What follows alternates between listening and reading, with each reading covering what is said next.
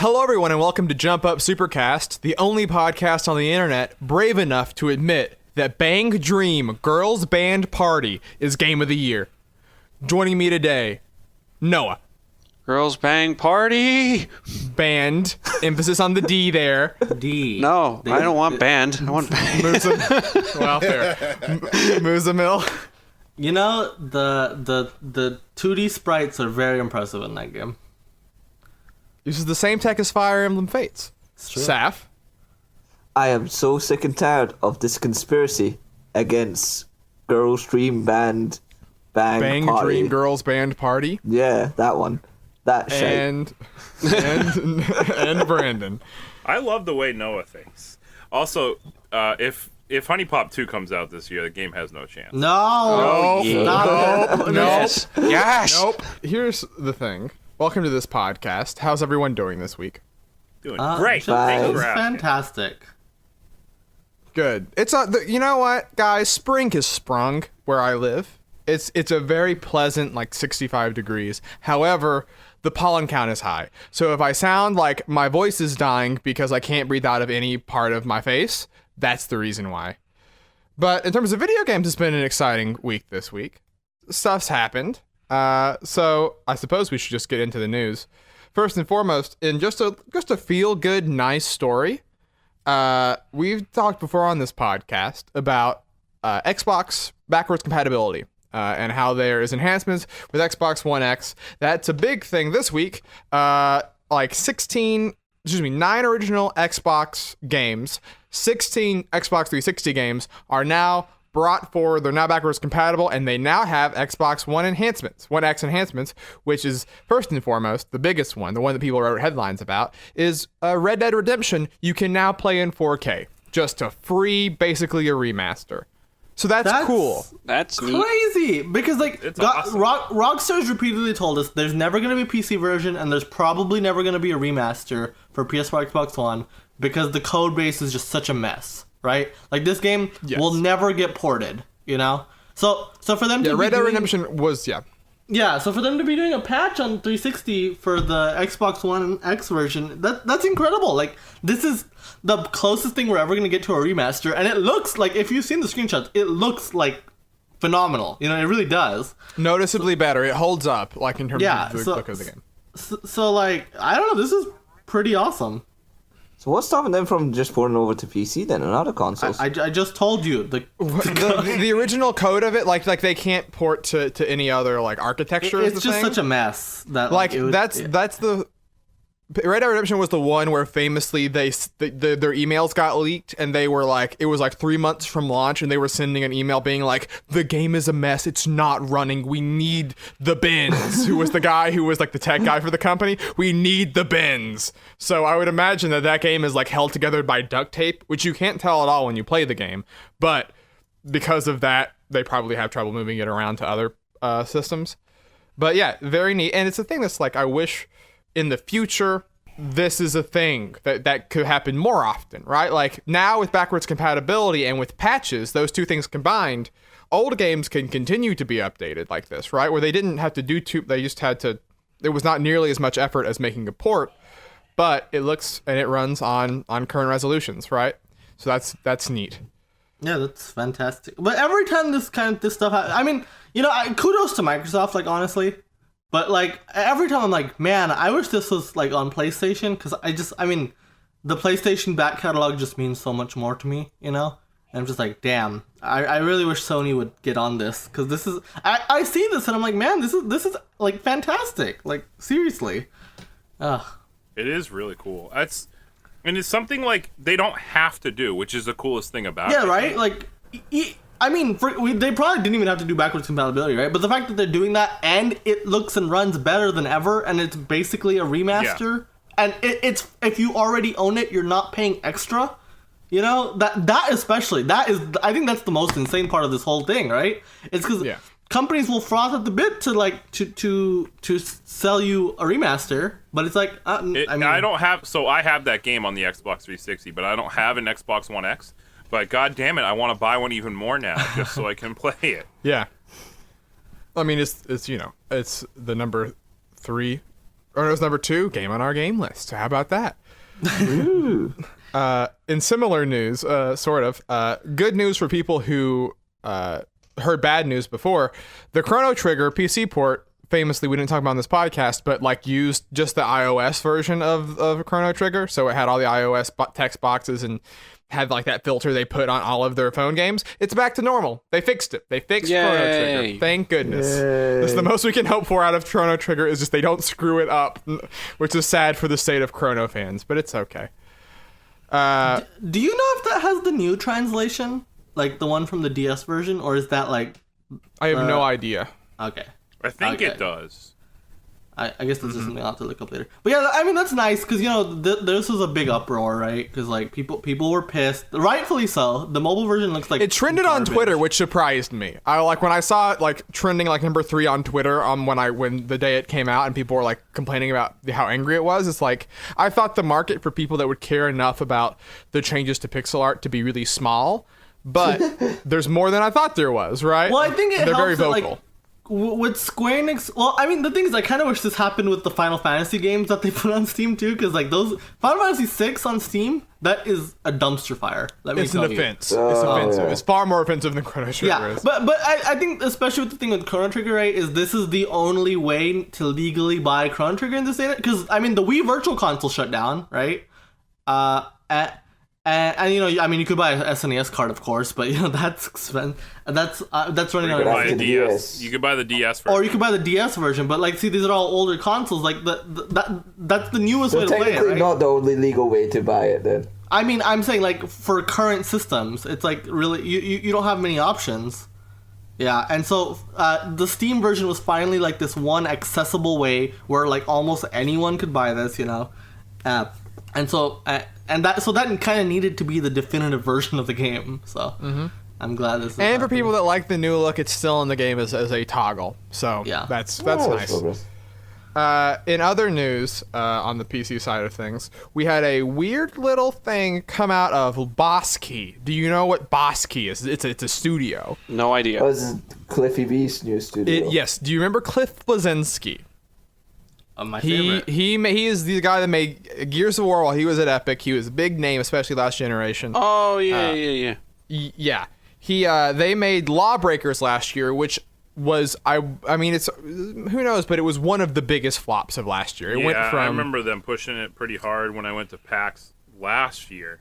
Overwatch 2017, and it was like big, right? It was everywhere, and they're really trying to push it, but then you just heard nothing about it. It dropped to below 1,000 players within like 2 weeks of it launch. Yikes.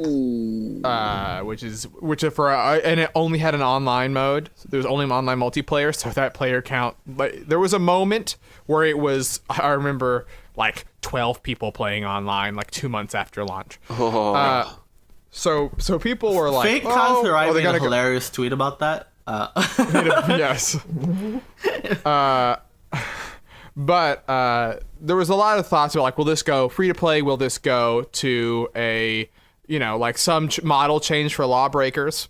They made a release this week on Monday saying we're not supporting Lawbreakers anymore. We're taking the servers down. Sorry, it doesn't work for the free to play model, but we have something to we're not closing studio.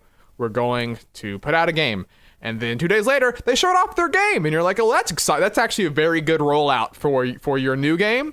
The problem is, it's a game called Radical Heights. It is, tell me if you've heard this before, a 100-player drop in on a map game. Oh my god! It's a battle royale game.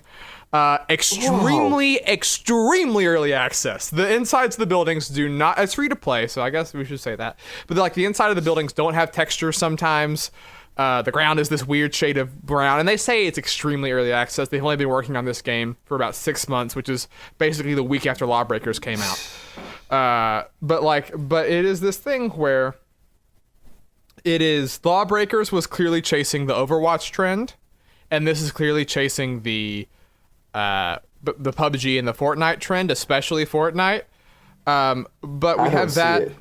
I don't. Why would they go after? Like, PUBG is already super popular. Fortnite's blowing up right now. What chance do they think they have? that was what I was gonna ask. Basically, is like, do you like, unlike the Call of Duty 4 thing, right? Where like Call of Duty 4 changed online multiplayer in the progression system, right? In terms of like leveling up and like unlocking things. This is like a game type. So, do you think that there's enough air in the room for the battle royale genre outside of like Fortnite and PUBG? Absolutely not, and I'll point you to exactly why I think that. The fucking after League of Legends and Dota came out, do you remember how many goddamn MOBAs were coming up? Yeah. So many. Heroes of the Storm. Smite, although Smite actually survived. Well, I mean, is there's doing like well. Smite and Heroes of the Paladins. Storm are the kind of the only ones that kind of kept somewhat of a player base, but like after Yeah, but that's everything because else they have died. like a whole twist to it. Because like Smite isn't but, like 3D. But even then, they're a huge step below Dota and League, right? Yes. And then the other ones you don't even hear about anymore, right? And there was a lot of mobile games coming around that time, and this just kind of feels like That's the same what people thing. do. There was one with like not the Marvel universe, but like with superheroes or something.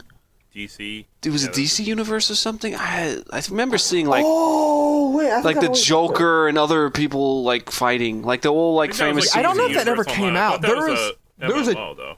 Yeah, there was DC Online, and then there was also like a MOBA thing, I think, as well. The thing is that there was a lot of like, there was the MOBA rush, right, where it was just we're gonna all try to make this, and then a lot of them just either came out and went or whatever, and like now we're getting to that point with the battle royale genre. Like there was a tweet that went around where That's just how that's the life cycle of video games, though. This isn't Yeah. anything new. this isn't Like, anything new. Yeah, You look back and it's always like platformers. When the NES, they turned everything that didn't need to be a platformer into a platform because Mario like blew up, and that's always been a thing. You look like the Rock Band stuff, that was a thing. Like the Wii Sports minigame ripoffs, that was a thing. Like it's always been a thing, and it's going to continue to be a thing. People are going to try to cash in on whatever's popular at the time instead of trying to set a new trend. They're just going to follow the trend just to get a quick buck. Yeah, but that's the true. sad thing is that like this game, Radical Heights, I should get back to a little bit. It is much more successful than Lawbreakers was, right? And Lawbreakers was a much more polished, finished experience. Like people that played Lawbreakers generally said it's good. This one has the Radical Heights is, like I said, very early access, so maybe it will improve with time. But just only by the genre, the game is now eclipsed the previous thing that took 3 years to make, and what it took 7 months. I mean, to right? be fair, this one's free to play, right? And I do feel like Lawbreakers' failure is a part of this, right? Like people are like, LOL, Lawbreakers people are making a new game and it's free. Let's just try it out because Lawbreakers just has this reputation, right? So I think that kind of also plays into it. If it's not good, I don't think the player base is going to sustain whatsoever. This is just like a rush because it's free and we just It want to needs, laugh at Lawbreakers. if it even has the slightest chance of surviving, it needs something unique about it. Even if it's as small, something small like a mechanic that the other two battle royale games don't have. Otherwise, it has no chance whatsoever. Especially being super early access. Right, because at least Fortnite, even though it was, a clone in ways of PUBG, like it had its own thing with the building. Yeah, the crafting So it and had the its own- visuals it were had its own different thing. too. Like with this Yes, one, that's from it. what I've seen, it has the same visuals of Fortnite, doesn't it? Fortnite was the battle royale mode was just a mode as well. Like this game had other stuff going for it as well. It wasn't just like a PUBG clone. It had its other own shit. like the PvE mode, like the whole story thing or Yeah. whatever. The what was it, like a defense game where you like There's a survive tower rounds defense mode that's not it's not nearly as popular as the battle royale mode is, but like there is another mode to the game. That's what they were focusing on, but they released it as the battle royale first, just for the heck of it, and that's what kicked it off. Yeah, I mean, like there was a tweet going around of like these are 3 very different games, and it was Fortnite, Paladins Battlegrounds. Paladins is the game last year that came out that got a lot of crap for being That's just like the Overwatch. ripoff. Yes, and they also just made a battle royale mode that's just a Fortnite Oh ripoff. my god. Yeah, I know. And Radical Heights, and I put it in a group chat that I'm in, and the guy goes, "Why did you just share 3 screenshots of Fortnite?" Like genuinely, he he just thought they were all the same game, and you're like, "Wow, that's like that is actually when you're like getting in trouble, like with the law and stuff, and with like just it being nearly identical." But who knows? And and we'll see how it goes. Like I said, it's 3 days old as a game, so it might enter Lawbreakers numbers soon after this. But I thought it was interesting to see the Battle Royale rush is starting to happen, right? And there's a question of how much gold will be there to be mined. I mean, I'm sure in the short term, like especially for free to play ones, like people give it a shot, but I don't think you're pulling people away from Fortnite and PUBG, especially with Fortnite. I think probably what's more interesting to me is like what the big boys do, like what happens if like a Battlefield or hell Ubisoft, like how's Ubisoft gonna do it, I think those guys could put enough of a spin on it to where they can kind of carve their own niche, where that's super popular. So we'll see. Battle Royale with rabbits. Yes. I would get that. Fortnite cross rabbits. Madden Battle Royale would be amazing. We're rebooting Star Fox. It's Battle Royale, and the rabbits are teaming up with Team Star Fox. Yes. I thought Saf said Madden Battle Royale. That says Madden Battle Royale. Now that's a good idea. Yeah. Is NFL players killing each other? Yeah. Yes. Okay, I mean, I'm in with that. For that reason. In slightly sadder news, I suppose, still on the PC front, I guess it's a service, but it was also a website. Steam Spy was the way that people tracked PC sales for like a good almost 10 years now. However, Valve has changed the privacy. The way it basically worked is that it would search a game across the entire Steam service, and it would see how many people had that game in their library, and that's so they could tell how much a game had sold, right? That, because of the way the Valve is changing the privacy settings, for no particular reason, now your library isn't public to people. So, Steam Spy is going away, and so that means that we have no way now to track metrics for any Steam games on the PC platform. And so while this itself is kind of just a big bummer, I want to have this conversation of why does the video game industry feel the need to be so secretive about this stuff when every other major media type, right? The part of the evening news is how well things did at the box office. You talk about an album going triple platinum, and you look at the iTunes charts where you see 1 through 100 on songs and on albums. Why is it that video games are so scared to show us how much they sell? This pisses me off so much. Yeah, I think it's just to better control like the marketing for their games to like make it more appealing than it does. But like that's completely bullshit. It's just like it is pretty bullshit. Yeah, it's like the only way that it's just people like for instance like media shit like or the movies etc. Like they always market and advertise their big sellers as big sellers, which get more people interested in it. So I feel so like if people hide that shit, they would try and be able to hype. But they also still show when a movie's a flop, right? Like they don't not disclose how much the movie makes, even when it is a flop. They just don't talk about it, right? But we saw the access to it, so that they can make decisions about what to do with the next film, right? The fact that we know every ticket sale that happens for a movie, right? But hell, a lot of times we even know the budget of films, right? That's true. But we don't get any of that info for games, and it's like it's ridiculous that they hide this information, And I get it, like they don't want their flops to be public, and they want to be able to spin the message like NPD charts, right? It's just the top 10, so you can spin it however the fuck you want, right?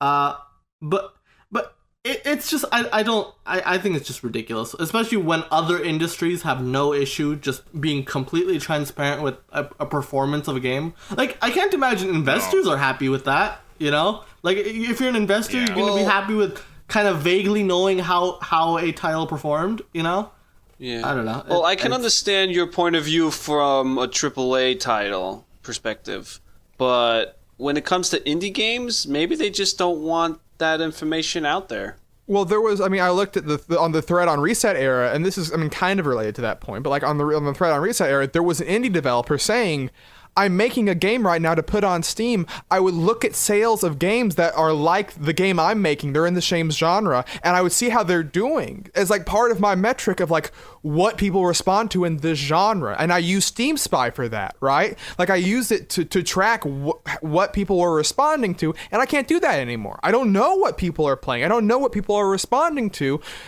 as I'm making this game. And he's like, I'm an indie developer, so we can't market research. It's like the only form of market research these guys can afford, right? It's like they can't afford to spend big bucks to kind of see what's a hit and what's not. So literally the only source they had for that kind of information was Steam Spy, and that's gone, you know? And that sucks. It is really, really dumb. Well, I mean, you can still tell what's popular, what's selling, and what's not. Yeah. Really how much buzz and talk is going around. But only the big ones. It goes back to you can only really see the biggest of the big. This only benefits AAA publishers. Like, that's the only people. This benefits the EAs and Ubisofts and Activisions of the world, and that's it, you know? It's going to be hard. I mean, I feel like it's just going to be harder for people to find cult hits, right? Cult classics that they might have missed otherwise. And I feel like with other media, with movies and music and books and stuff, you know, there's plenty of those like cult hits that, you know, people will find just on the down low. Yeah, on they'll build up higher momentum selling over stuff. time, right? Like, right? You see the top 100 music, and you know, I want to see what's down here. I bet it's pretty good, but it's just not mainstream really yet, right? And you know, you want to check that out for video games sometimes too, but you just can't now. I think there's just it just annoys me that there's precedent for other industries to do it, but for whatever reason, games can't. Like, games have to be this weird secretive thing. yeah, and it's also true for like announcements, right? Like Star Wars announces the next 5 Star Wars movies just way in advance, right? Like just we're planning it out. Here you go. Here's the next 10 years of Marvel movies, and not even with just that, but like movie companies will announce that they're making a movie, and then they'll still put out the trailer 6 months later, a year later, and that's people still respond to the trailers. They still get tons of views. It's not like there's there's a lack of reaction, but with video games, like, we have to be this weird thing where Microsoft's like, are we making the new Gears of War? Are we making another Halo? You don't know. And it's like, clearly you are, you know? Like, why do you have to try to act like we don't, like you're not going to do that? It's this strange thing where there's this secretiveness that I think came from when video games were a smaller genre, when there was or a smaller medium, when there was only teams of 50 to 100 people working on a game at a time. But now with teams of 2,000, right, there's no way it's not gonna leak. That's what happens to Ubisoft all the time, right? Well, on the point with like movies announcing, movie companies announcing like movies, like one thing you need to be aware of is like they don't really.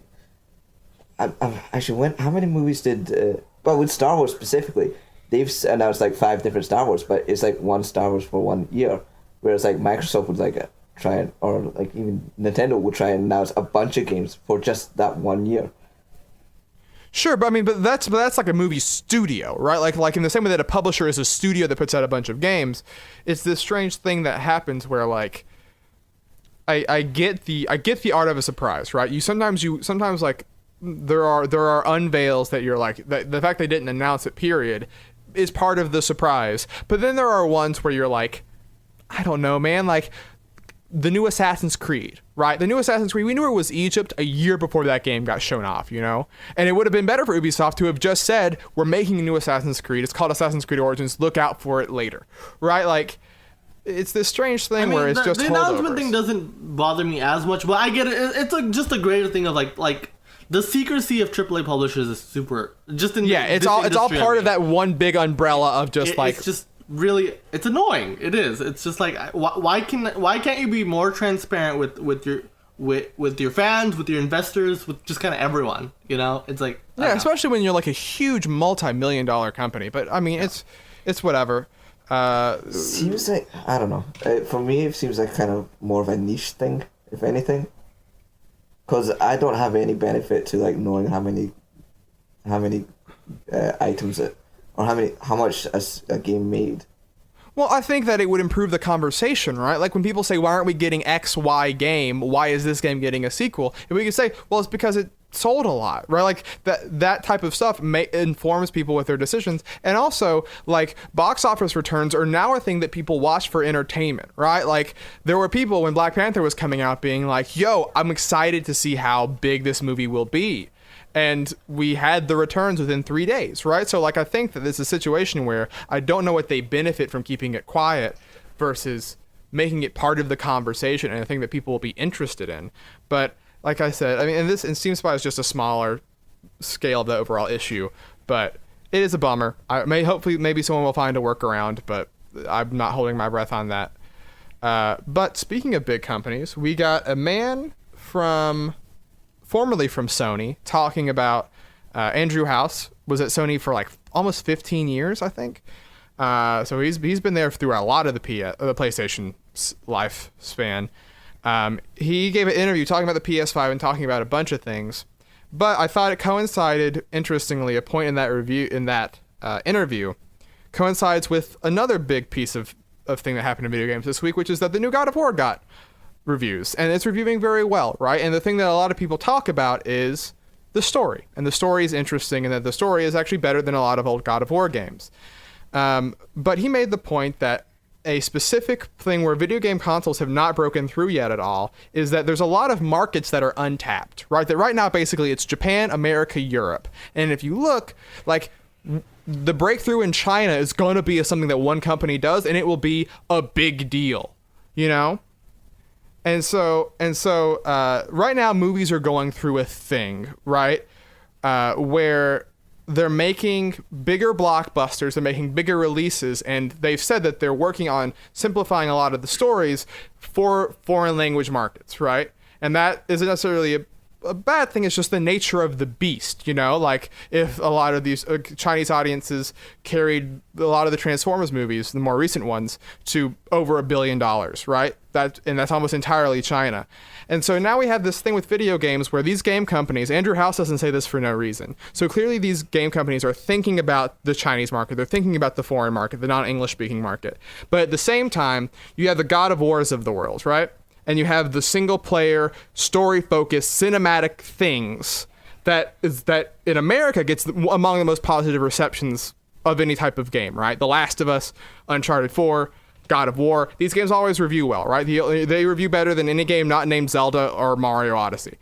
So, like, where do those two things butt heads, and how do you think the companies make a decision on those two different forces? I mean, this is what Sony's direction has been for the PS4 specifically, ever since The Last of Us, where it's like more heavily oriented with story and like emotional connections with people. You mentioned like Uncharted, like that's a very story-driven game. It's a very linear one, but it's like you feel much more connected to Drake and his relationship with his brother and the other characters in that game, more so than you would have normally done with the previous Uncharted games. Same with same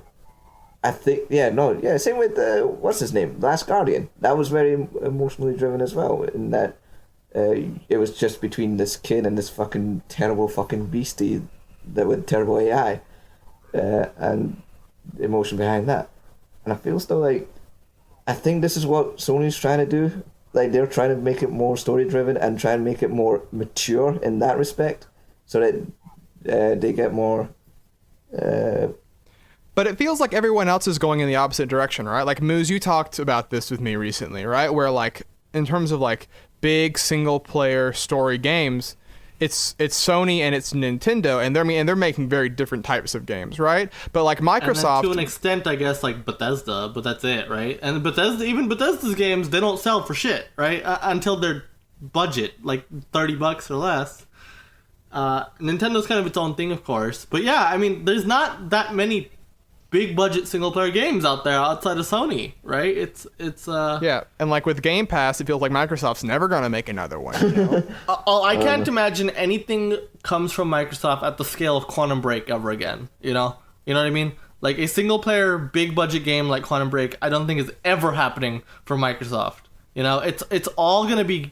If we get single player stuff from Microsoft, it's stuff on the scale of Ori or Cuphead, things like that. But all the big budget stuff is going to be, things that they can monetize with microtransactions. I really think that. Stuff that has huge player bases, huge multiplayer focus, and can sell you loot boxes, cosmetics, whatever, you know. That's just the direction Microsoft is clearly going in. And that's same like for EA and everyone, right? Like Yeah. Like it's like we don't think about it because of all of the stuff surrounding it. But Mass Effect Andromeda was a huge, like very expensive single player game, and that game flopped. Right? That game did not do what EA wanted it to do, and so it's just like and you see the Wolfenstein 2s of the world, and you see the Evil Within 2s of the world, and you see all these games, and sometimes I don't think that games as a service is the only future for games. I think that's an overreaction because I think the God of War will do well. But I think that it will be interesting to see the growing gap between those two style of games. But it feels like if you're a Microsoft, if you're an EA, you're a Ubisoft, right? I think it's getting harder and harder for you to justify to your investors to make a big budget single player game, right? I mean, like you kind of see that with the cancellation of Amy Hennig's Star Wars, right? Like that game got canceled. They're retooling it into something that's more open world and can, you know, we don't know if it's multiplayer necessarily, but assuredly it will have some sort of online experience, you know. I don't know, it seems, especially when, like, Far Cry, right? Far Cry 5 did incredibly well, and I think part of it is the co-op, right? It has a full campaign co-op. Yeah, you can play the entire thing with a friend, and I don't think it would be as successful without that, you know? Nowhere near as much. So, I don't know, it feels like it's harder and harder to justify a game like God of War unless you're, like... Sony has a vested interest because, A, this just has worked for them, and B, it helps differentiate their platform, right? Their first party... Yeah, it raises the value of the system itself, you know? Yeah, you want a PlayStation to buy God of War and Last of Us, etc., right? But if you're EA, what incentive do you have there, you know? Like, you just want to make the most money you can per game, and the best way to do that is an online game, right? Like, yeah. So, I don't know. Yeah, this doesn't help with, like, gamers, like, putting review scores, like on, like, their priorities of, like, oh, it has to be 90 plus, otherwise I don't give a shit. Because, like, if it's, like, an 88 or 85 or some shit like that, it's, like, that's a lot of gamers just losing interest in that type of game, and they're probably looking for it. Right, like, God of War, I feel like, kind of sends the opposite message, right? It's like, no, single-player games can only sell if they're 95 on Metacritic. You know? Yeah. That's the message it's sending there. Thing. I don't think it's sending a message that single-player games can sell. It's just like, unless you're the cream of the crop, you won't sell. So, yeah, no. It's insane. Like, I think we need to have a campaign against review scores. Okay, alright. Save the game industry. Let's calm down. Save the games industry. Yeah. Speaking of, one more point on God of War, sort of a pivot, but a thing I want to talk about. Because I was thinking about it, because a lot of the reviews were talking about how Kratos' character found redemption and yada yada. And I haven't played the game, so I can't speak whether or not they're right or wrong. But I want to talk about how God of War is like, it's a weird thing where like it's like the way that you can test the winds of what's going on right now in the games industry. Because I think that for a long time, the video game sort of been like, can we do it? If we can do it, we should do it, right? Like God of War was all about that. It was about spectacle. Look how big we made this enemy. Look how big we made this thing. Look how gory we made this fight, you know? Here's you stabbing a man in the eyeball, right? Like here's you pulling off a man's thumbnail. Like, why would you do it? Because we can, right? Because just why not, right? Look what video games can do now. But after you get done with it, after you get removed from it, you look back on it, and I think sometimes, I don't want to hate on all the God of War fans, but it can be look very juvenile, I think is the word I would use, right? Like when Lindsay Ellis did a video on Aphrodite, and they talk about her depiction in God of War, and they talk about how Kratos button mashes to have sex with ladies, and then sticks a girl's head into a gear to crush the girl's head for no reason. I was like, man, I'm a little embarrassed to like be a person that plays a video game, right? I can't believe I was a 15-year-old child.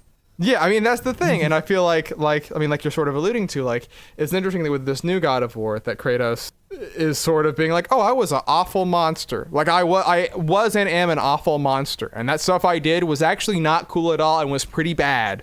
A lot of people died because of things that I did, and like trying to find some level of like redemption while acknowledging how bad all that stuff is, I think is a good moment for video games, right? Like, do you, because it's such a young medium, do you guys think this might be a thing that happens more going down the line, where you have these franchises that they reassess what they were when they came out? I think God of War had no other choice but to, because what else could you do with that type of story?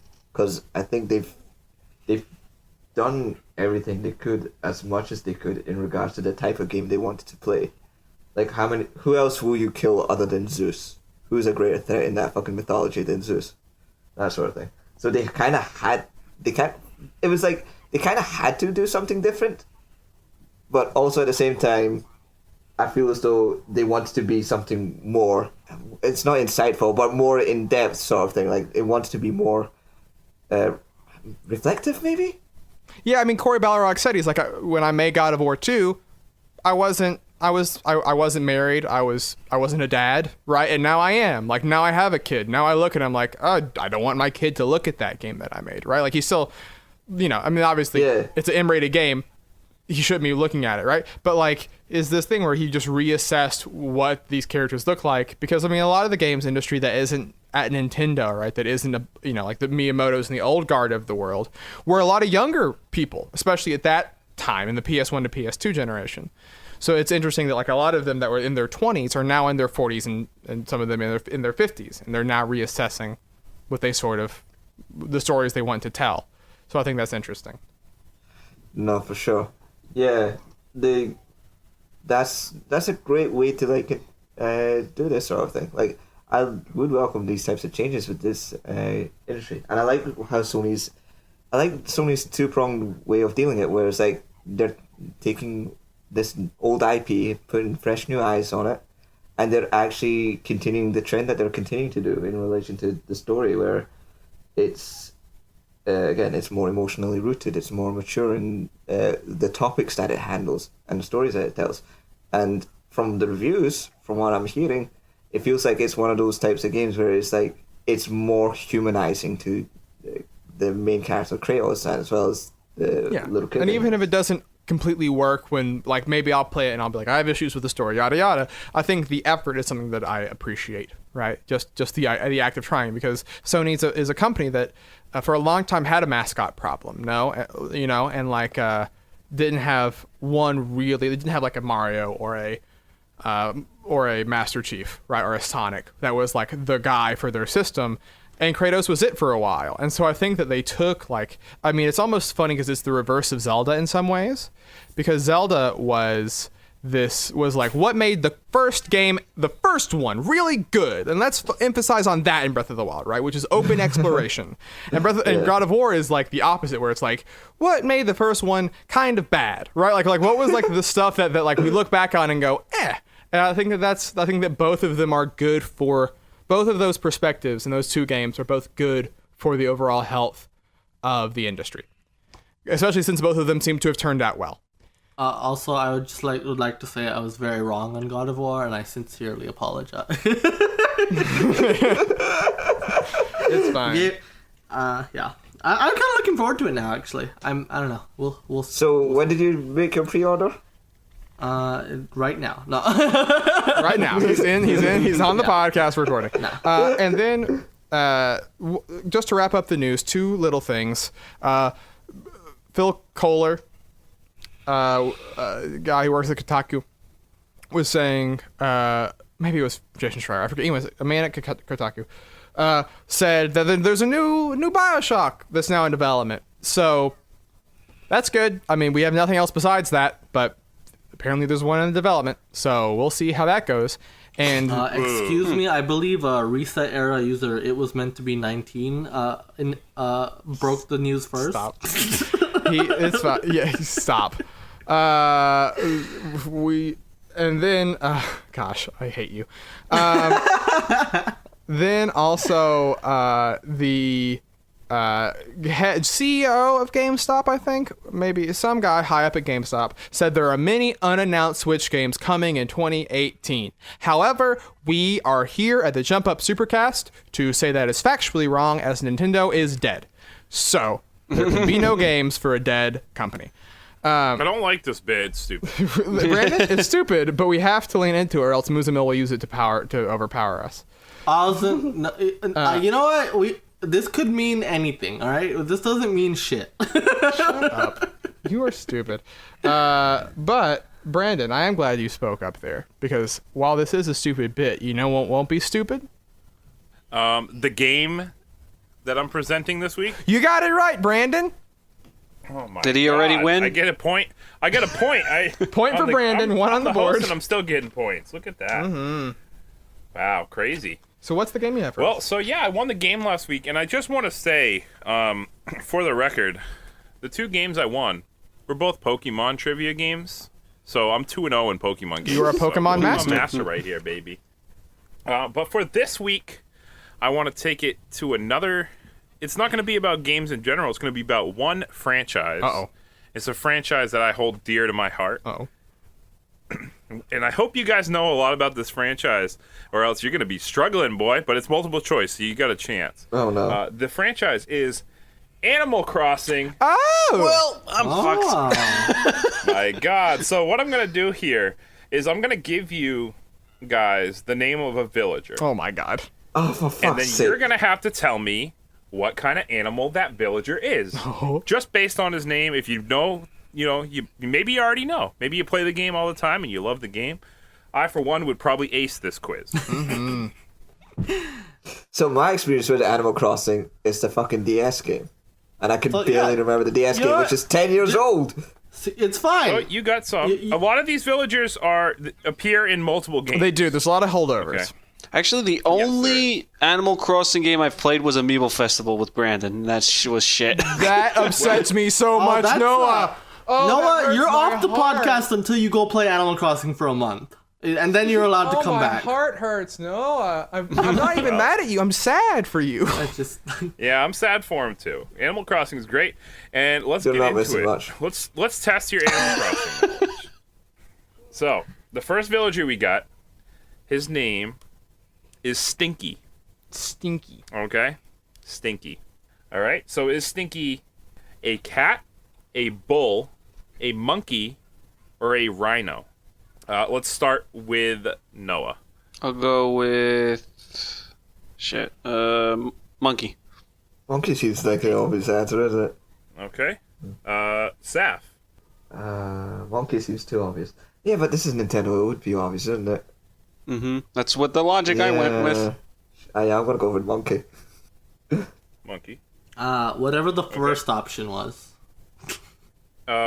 The options are cat, bull, monkey, and rhino. And whatever the first option was. God. So, cat. So, cat. I'm gonna say cat. Yes. The answer is cat. Damn it. Stinky is a cat.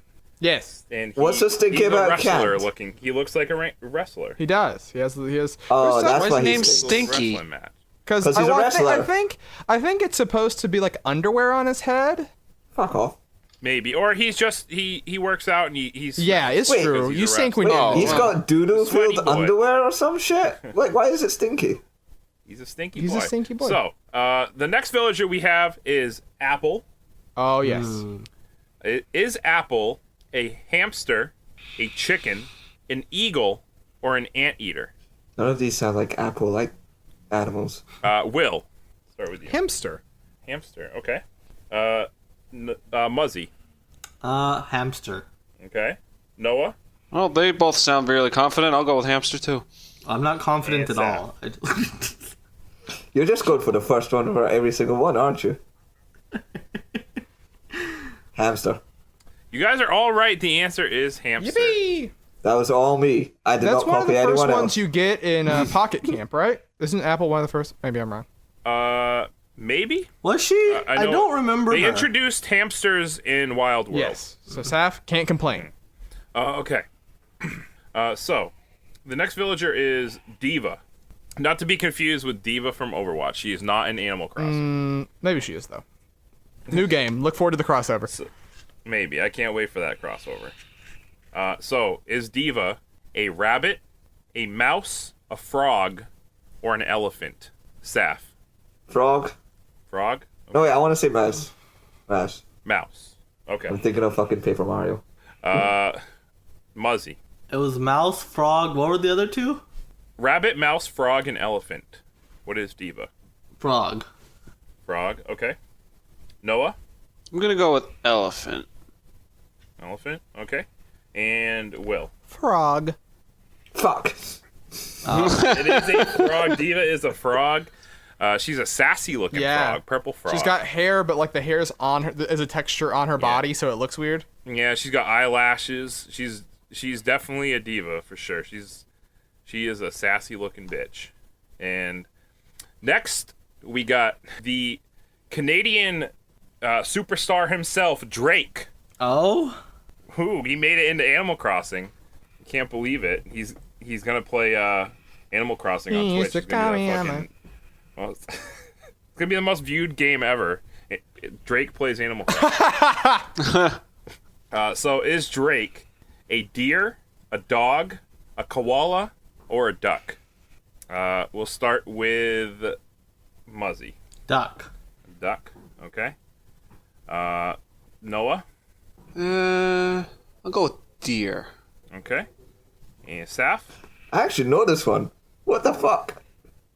It's a duck. What the fuck? And Will. How? Duck. Well, you probably, if Will didn't know, he knows now. Yeah, by the way to go, fucking Saf. Just gave him the answer. Drake is a duck. I know Drake is a duck because I put many pitfalls around his house. Often. Why would you do that? I really How would you do that to the Canadian superstar rapper / He was singer? on Degrassi. I really wanted him to move out, okay? Now I know why he was in a wheelchair, goddamn it. Was it? I totally get you. I threw pitfalls around his house as well. Fuck that guy. Wow. This is where the battle lines are drawn at Drake's house. Luckily, he overcame that. It was very good at basketball. So, everybody's favorite Street Fighter made his way into Animal Crossing at one point. And his name is Ken. Ah, But what kind of animal is he? a banana. Ken is not a banana. He might be. Is Ken a Have goat? you seen his hair in Street Fighter V? Oh, goat, a wolf, a tiger, or a chicken? We'll start with Will this time. Is Ken a goat, wolf, tiger, or a chicken? Well, Will. Oh god, I believe he is a chicken. You believe he is a chicken, okay? All right, Noah? that felt like a search for a Ken Google for search. chicken. No, it wasn't. Chicken. All right. I mean, it's literally in the name. This honor system, boys. We're playing fair. Look, I'm just saying that pause was a little suspicious. Oh my God. What is Ken? Well, I think Will Google searched it, so I'm gonna go with chicken. Okay, I'll give you my reasoning. Saf, what is Ken? Saf? I will be crazy not to side with the cheater. I'm going to go to chicken. Okay, here's the explanation, idiots. I was thinking. All right, we don't need it. Nobody cares. I care. You're a cheater. Stop. It's Ken like Okay, chicken. That's the joke. That's what I a thought. joke. Yes, it is. Yeah, you can Yeah, look chicken. that up. Ken is a chicken. All right, heading into the last round here. You got one more. Just like Drake is a duck. The score right now, I'll tell it to you. It is Muzzy and Will are tied with 5. She. Saf has 3 and Noah's got 2. Suck it. I'm not last. Oh yeah, you're being the guy that doesn't know anything about a franchise at all. Barely. Anyways, so we're going to the last round. The last villager has been making some splashes in the headlines. He's been in the courtroom a lot. It's our boy Zucker. Oh my god. Oh my god. Oh my god. No Berg here, but his name is Zucker. So who's getting the Zuck? What kind of animal is the Zuck? Is he a kangaroo, an anteater, an octopus, or an ostrich? Let's start with Noah because he's in last. Anteater. Anteater. Okay. Saf. Wait, what was it again? You said it was ostrich. A kangaroo, an anteater, an octopus, or an ostrich? Wait, no. Zucker? That sounds... Zucker. See if he isn't a fucking octopus. I swear to God. Wait, would they? No, they would do it. Octopus, go for it. All right. Muzzy. I forgot, but I don't want to have you repeat them again, so I'm gonna go with option 3. Octopus. Okay, yeah. Oh God. And It's Will. I think And it's an Will. octopus. Correct answer is octopus. I did it. Zucker is an octopus. He's a cool looking dude. I don't get that. Zucker, octopus. He looks It's like his sucker. head looks like a Sucker, dumpling. Zucker. They have suckers on He's their got heads. suckers. Yes. Well, I mean, that's kind of why I threw Anteater in there. Yeah, 'cause he's Yeah, he Straight fooled me. Yeah, ooh, I'm good. Mm-hmm. I fooled one person. So anyway, the final score looks like this. Will and Muzzy got 6. Saf is 4. Noah is 2. Luckily, I came up with a tiebreaker round just in case. Oh. And the tiebreaker is: how many villagers does Animal Crossing New Leaf have without going over? Closest wins. Without going over? Shit. Without going over, we play doing Prices Right rules, boys. Oh man. I'm gonna go with. Or is it in order or what? Huh? We'll do Muzzy and then Will. Okay. 327. Okay. Okay. 327. Holy shit. New characters? I thought it was like 120. Not new characters. How many villagers does the game have? There's like. Or I'll tell you my reasoning later. I'm gonna go with like 120. Okay. Muzzy was very scarily close. The answer is 330. Oh my God! You know why I knew Muzzy this? wins. Because Why? there's like 400 fucking Animal Crossing amiibo cards. There's a shit ton of amiibo cards. It's like 100 per Yeah. series, and I think there's like 3 or 4. So that's where I was like, And if you calculate how many NPCs there are, because this is only counting. oh, this villagers, one's right. not any So of I was the like NPCs. 400. There's 4 series, 400 each, but I don't want to go over. So let's guess like 3 something. I'm just happy I lost, so Good I don't have guess. to deal with being called a cheater. That's the one where I'm happy to have lost. Okay, all right. Yeah, you know, it's okay. The winner. It's a great way to save his face. Will. No, I true genuinely, winner I won. thought Moose was insane. My brain was like, is 120 too much? That might be too high. I'm an idiot. This is the one time my stupid knowledge of Nintendo products released came in handy. Hey, man. Animal Crossing New Leaf has a lot of stuff Yeah. in that game. It's a big game. Uh, Yeah. It's a good game, too. Speaking of good games, Brandon, I'm going to throw it back to you because guess who's picking for the list? Oh shit! Oh, my God. Oh, also I get the believe final it. word this week, right? Moose gets the final word this week. Oh, God. Oh, he does. But for those who missed last week's episode, among the most contentious discussions on the podcast got heated over Knack, which is depressing. But he comes in at number 18, below Metroid Other M, above Paper Mario Sticker Star. Brandon, what do you have for us this week? Oh, and you could follow along. There's a link in the description In the for paste bin. But it will paste bin. spoil If it, you wanna- so be careful. No, it won't. We'll stop doing that. We'll stop spoiling it. Okay. Yeah. I like spoilers. Okay. But you know what? I feel a theme coming on, guys. I feel a real good theme. Oh Is yeah. it a theme of love? And the game I'm gonna put is Animal Crossing, the first one. Oh shit. The first Animal Crossing, because I think this is a good test of, how well does a really old ass game hold up. I wish you Because could. Wait, are you talking about the Okay. American one or the Japanese one? I'm talking about the American one. I'm talking about the GameCube one, which is basically just Animal Crossing. Yes, Deluxe. it was Animal Forest Plus Yeah. in Japan. Yeah, I Animal wish. Force Plus is But I the wish you first picked New one. Leaf though, because I've only played 5 minutes of this game. Well, I wanted to pick New Leaf, but then I knew it wouldn't be fun putting the other ones on because it's worse than New Leaf. So I mean, fair. This So- one is I- the most different from the rest of them though. So it's a good to yeah, and compare. I think this one's a good. I think this is a good discussion. Sure. So I mean, Brandon, I just tell haven't us played about this. what Animal Crossing is. Tell the folks what. Yeah, what is Animal is. Crossing? Animal Crossing is a very weird game. It's hard to explain to somebody what Animal Crossing is if they've never played it. But I think the easiest way is to say it's like sort of a life simulator where you live just in a village with animals.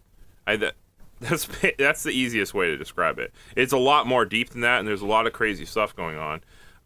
But it's basically a life simulator. So you just moved into a village, and you live with a bunch of animals who are, talk to you and have personalities, and they're your neighbors.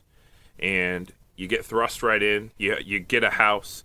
You have to work a little bit. You have to pay off your house. You do have debt. Who do you owe the money to? Mr. Tom Nook, the raccoon. The Tanuki.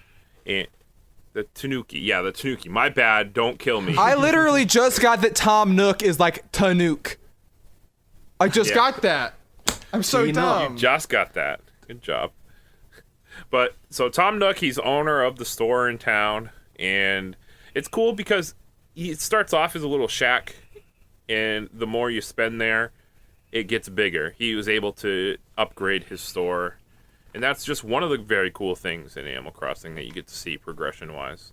The more you pay off your house, you get a bigger house. And the way you make money in that game is just by just going around and basically doing whatever you want. You can make money in tons of different ways. There's just stuff you can do every day, whether it's picking fruit from your trees and selling them at the store, getting fossils, selling those, fish, fishing, catching bugs, doing chores for the villagers, whether it's fetch quests or just hanging out talking to them. They give you stuff, they pay you. It's a lot of, just fun stuff to do. And it's very relaxing. Animal Crossing is a game that you could play it for hours a day, or you could play it for 15 minutes. And, you want to come back every day, though. Yeah, I mean, that's the thing that's of note, is that it uses the real-time clock. So a minute in real life is a clock in the game. If you turn it on at 8 p.m., it will be 8 p.m. in the game. If you play it at 1 a.m., everyone will be asleep. If you like, the stores will close at normal store hours, which is neat.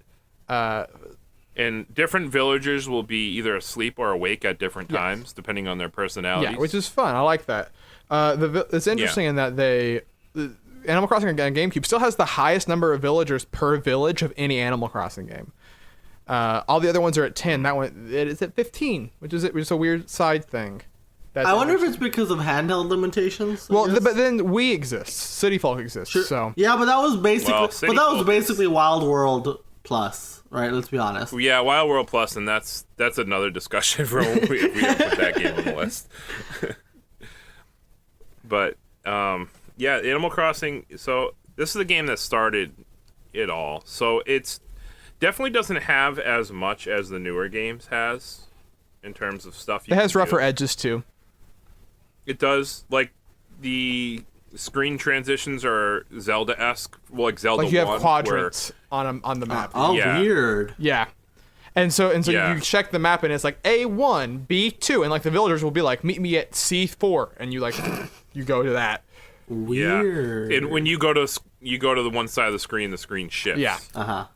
And like, for example, a big thing in Animal Crossing is the collecting, right? It's this where you collect bugs, you collect fishes, you collect fossils. For the fossils, you have to send it in the mail, and you can only get like so many done a day. Yeah, like 3 a day, I think. I have a question for Brandon Will, as you've played I assume the whole series, right? Yeah. I was having this conversation actually with someone the other day about Animal Crossing, and he was telling me he likes the GameCube game the most, and he told me because he feels the dialogue from the villagers had a certain charm in the GameCube game that hasn't necessarily been the same since. How do you feel about that statement? Is that true? Is that not? I don't know. I don't think that is necessarily. No, I don't agree either. I think. Okay. Yeah, it started. I don't think it's ever really waved. I think it's been as good as it always has been. Okay, I just wanted to bring it up because this is just what someone told me, that to them it was a unique charm that this one had that it hasn't been in the others. But that's just personal writing taste, sort of, right? Like maybe there were. Right. But I think that is neat is that with the quadrants is that like when they have holidays, because they celebrate holidays in the game like they do in real life. Because of the quadrants, people will like gather at like a specific spot for a holiday and like be throwing a party. Unlike later games where they're still just wandering the village generally and like just like popping off fireworks, where like with this one there's like when it's 4th of July, they're all in one square shooting off fireworks all together, which is fun. Oh, that's fun. I want to make a note real fast that it has among the best cheat codes in video games because you know what you get from the cheat codes. You get like you get stuff from the you get store. stuff from the store, but you also get like 40 NES games. Yes. You can order NES games from the store, and that's incredible. Yes, and it's a thing that does not happen now with Virtual Console. But like, it's like Mario, Punch-Out, Zelda, Wario's Woods, if you're interested in that. Balloon Fight. Yeah. What's going on? Like, that's Clue Land, I think, was in that shit, too. That is how I experienced a lot of those games for the first time as a kid, was through Animal Crossing. Yeah, I think actually, because I had NES Zelda, but like my NES was very unreliable. Like I bought it at a yard sale, so I could barely play it. The game would crash because the NES was so shit. So like that was the first time I beat Zelda was through Animal Crossing, which is very fun. Animal Crossing. And there's different systems like going on than there are in other games. There's like a dump. There's a few other things that are unique. But Brandon, where do you think it should go on the list? And I just want to mention too, I don't think we really touched on it too, was one of the cool things is the seasons changing. It makes you play it all year round. Yeah. Like when there's all 4 seasons, and you know there's different bugs and fish and stuff that you can catch during the different seasons. So that's just also amazing. Yeah. It just keeps you coming back. On the list though, I want to put it.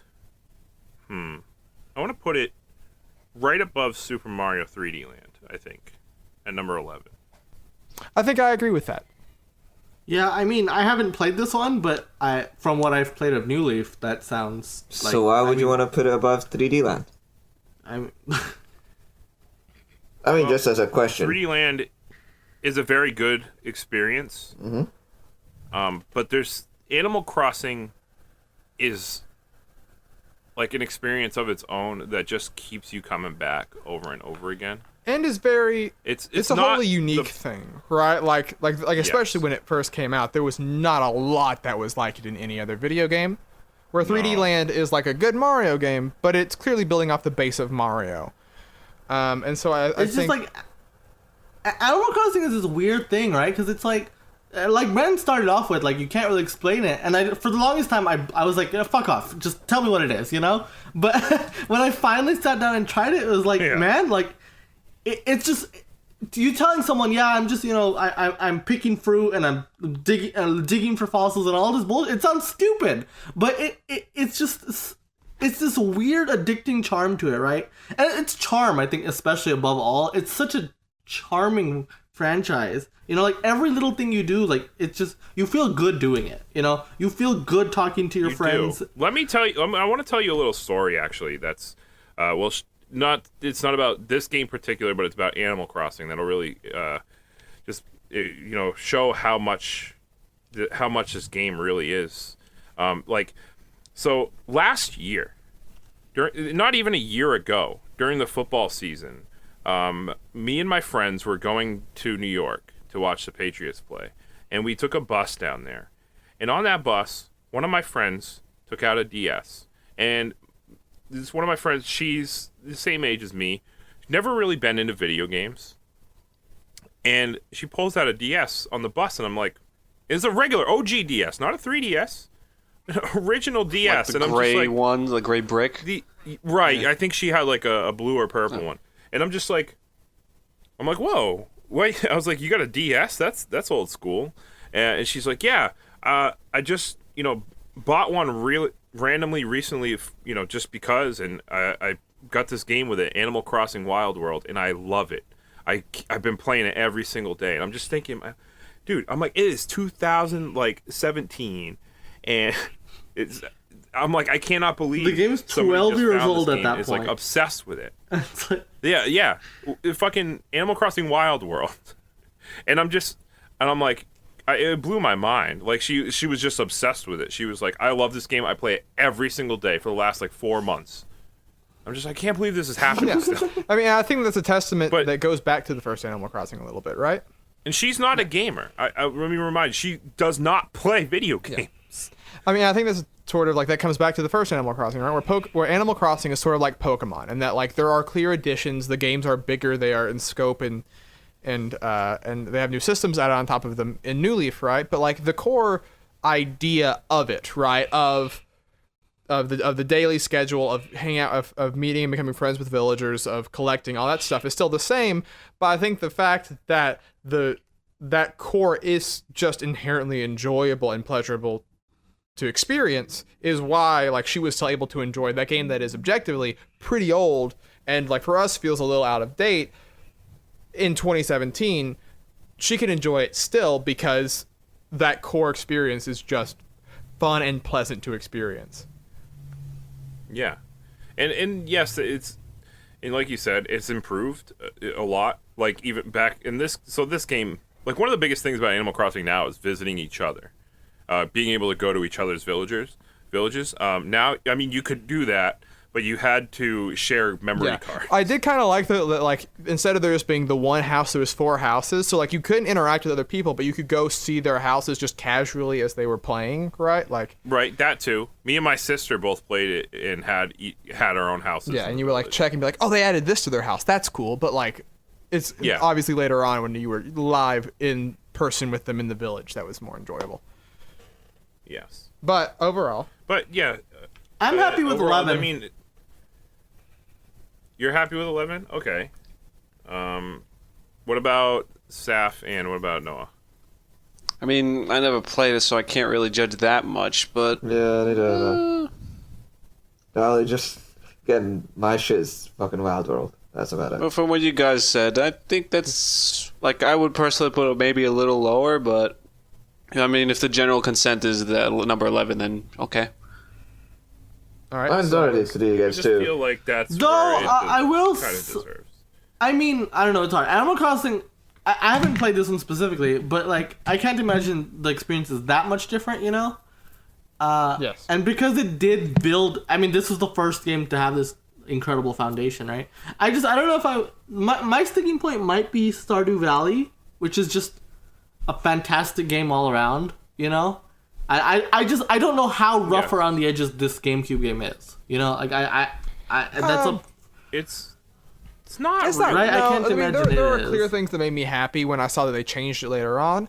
I would say that the biggest thing is just that like there is, there isn't a couple of the additions that came later on, but it's not things that like when I played it for the first time I felt, man, I'm missing out. Like it didn't feel like it was flawed. It's just they later on added things that I now appreciate. So you'd be fine putting it above Stardew. Yeah, I would. I mean, like, it's the weird thing with the list where, like, I might put it below Stardew, but I put it above 3D Land, so I'm willing to put it above 3D Land. All right, you make that call. That's your call. All right, yeah. I mean, I think we're all happy with 11 then, right? I guess, that's me, you, and Brandon, so that is the majority. So there we go. So for on the list right now, we now surrounding it. Number 9, Dragon Ball FighterZ. Number 10, Shovel Knight Treasure Trove. Number 11, Animal Crossing. Number 12, Mario 3D Land. And number 13, Stardew Valley. That is the list. That is the show for this week. Moozamil, I'm just going to hand over all of the reins to you right now. Do you want to plug the social media and then get your last word in? Oh, I would love to. So you can find this podcast wherever you're listening to, but it'll also be on YouTube. It's on SoundCloud. It's wherever you can find a podcast. So podcast services like Overcast. Oh, and go on iTunes. If you could rate us 5-star on iTunes, it helps with visibility. So please, please, please rate us on iTunes. Also, we're on social media. We're on the Facebook. We're on Twitter at Jump Up Supercast, or look up Jump Up Supercast. On those, you can find out when we're streaming, which I'll talk about Twitch in a little bit. You can find out when the podcast's going up, what we're playing for the game club, blah, blah, blah. It's all on there. We also have an Instagram. Brandon likes to be really weird on that, so check that out. Instagram, Jump Up Supercast. And we have a Twitch channel. We stream pretty much every day. I say we, but it's all these guys. They're all doing the work. They stream things like a Pokemon Emerald, where it's a randomizer where every Pokemon they get is it's completely randomly seeded. It's pretty cool. I don't know if Brandon's still doing this, but Whack Wee Wednesdays, I think that's a thing. He plays random bullshit Wii games. It's an on and off thing.